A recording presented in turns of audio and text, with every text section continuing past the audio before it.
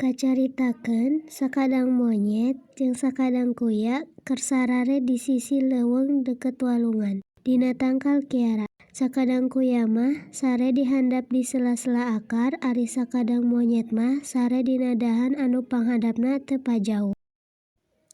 Maksud teh ngameh bisa bari ngobrol memeh sare, atawa bisa silih geuingkeun bisi aya nanaon. Duk we duanana sare meuni tibra. Sakadang kuya, naon sakadang monyet?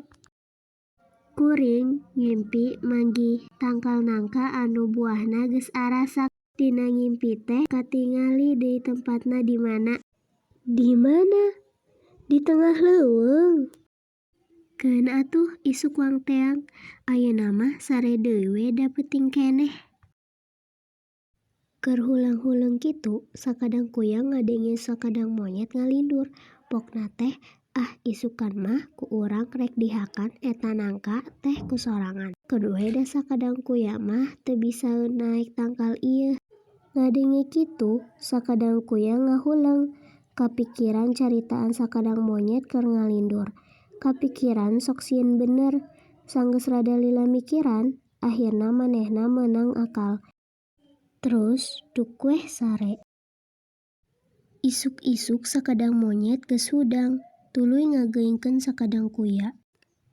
Kuya, geura hudang buru Wangteang nangka tea. Kela atuh tunduk keneh. Buru kaburu ku batur. Nya hayu atuh ari kitu mah. Bari lulungu keneh arindit we maranehna teh ka tempat tangkal nangka anu aya dina mimpi sakadang monyet. Ari pek teh bener tangkal nangka eta teh aya. Sok atuh monyet geura naek da urang mah teu bisa naek tangkal. Kela urang teu bisa ngabedakeun mana nangka nu asak jeung mana nangka nu atah keneh kuya. Lamun sorana plek plek plek berarti nangka eta geus asak. Lamun sorana pluk pluk pluk berarti nangka eta teh atah keneh. Oh heuk atuh. Ku urang mah rek dibere nu atah we sakadang kuya mah. Keun we lamun protes naha mere nu atah rek dititah naek tangkal we. Terus weh ngalaan nangka si monyet teh anu sorana plek plek plek mah diteundeun di luhur keur didahar ku sorangan. Ari nu sorana pluk pluk pluk mah dialung-alungkeun ka handap. Padahal mah nu asak mah lain nu sorana plek plek plek, tapi nu sorana pluk pluk pluk anu dialung-alungkeun ka si kuya. Nya puguh we pas sakadang monyet ngadahar nangka teh lainna amis, malah narapel si getahna kana awak jeung kana biwir. Uya naha nangka urang mah atah geuningan.